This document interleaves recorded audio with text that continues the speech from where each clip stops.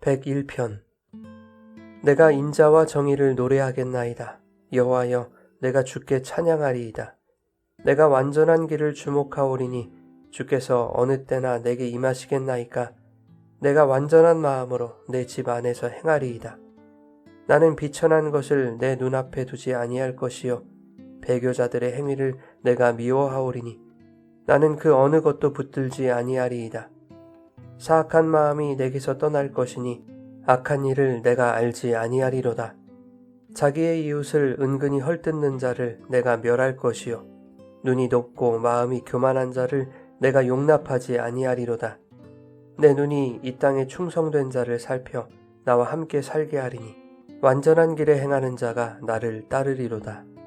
거짓을 행하는 자는 내 집 안에 거주하지 못하며 거짓말하는 자는 내 목전에 서지 못하리로다. 아침마다 내가 이 땅의 모든 악인을 멸하리니 악을 행하는 자는 여호와의 성에서 다 끊어지리로다. 여러분, 좋은 아침입니다. 오늘도 말씀의 은혜가 여러분의 삶에 풍성히 임하기를 소망합니다. 시편 101편은 왕이 대관식에서 서약하는 내용으로 추정됩니다. 이스라엘의 왕은 정치적 지도자이기 전에 하나님의 백성을 대표하는 영적 지도자였기 때문에 왕이 어떠한 각오와 결단으로 즉위하느냐 하는 것은 백성 전체의 영적 건강과 직결되는 것이었습니다. 이러한 중대한 순간에 다윗은 하나님의 기준에 따를 것이라고 선언합니다. 다윗의 대관식 첫 고백은 하나님의 인자와 정의를 노래하겠다라는 것이었습니다. 다윗 자신이 이스라엘을 다스리는 통치 기준을 하나님의 헤세드와 그분의 정의에 두겠다라는 것입니다. 왕위에 오른 다윗은 통치에 앞서서 하나님이 어떤 분이신가를 생각한 것입니다. 이것은 우리의 삶에서도 동일한 기준으로 적용되어야 합니다. 가정과 일터, 교회, 어떤 상황에서도 자신의 인간적인 판단이나 감정에 따라 살아가는 것이 아니라 우리의 삶의 기준을 하나님이 이 땅을 대하시는 그분의 성품으로 삼아야 한다는 것을 교훈하고 있습니다.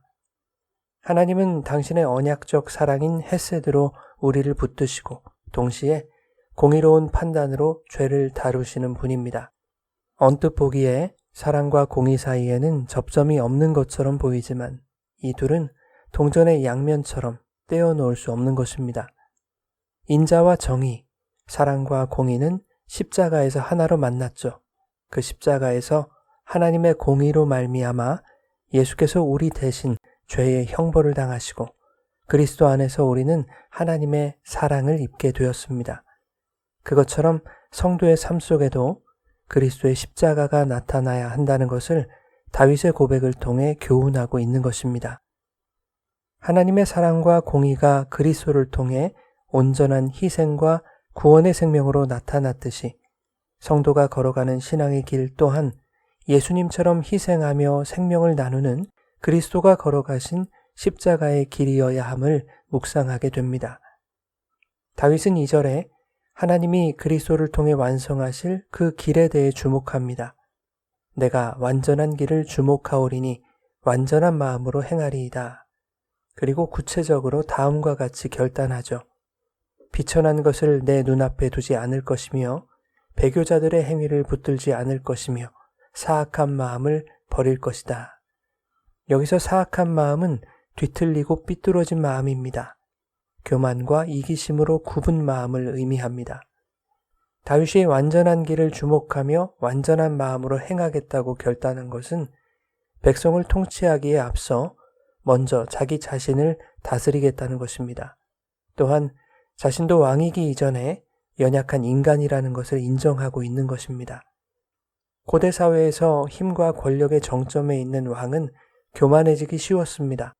다윗은 자신도 충분히 그럴 여지가 있는 인간임을 인정하며 세상의 방식이 아닌 겸손히 하나님의 방식을 따르겠다고 선언하고 있는 것입니다. 그런가 하면 다윗은 5절 이하에 자신뿐만 아니라 자신의 통치를 받는 백성들 또한 하나님의 뜻에 합당하게 살아야 할 것을 말하고 있습니다. 이웃을 헐뜯는 자, 교만한 자, 거짓을 행하는 모든 악인은 여호와의 성에서 끊어질 것이라고 경고하고 있습니다.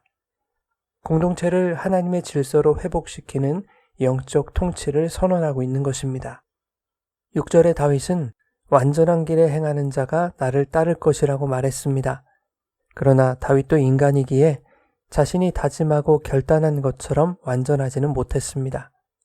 여기서 우리는 다윗의 결단이 인간에게서는 완전히 성취될 수 없는 한계라는 것과 최종적으로 예수 그리스도께서 성취하시는 완성이라는 것을 깨닫게 되는 것입니다. 우리가 이 세상에서 하나님의 나라를 살아갈 때 다윗이 그랬던 것처럼 먼저 하나님의 완전한 길 앞에서 자신을 다스려야 합니다.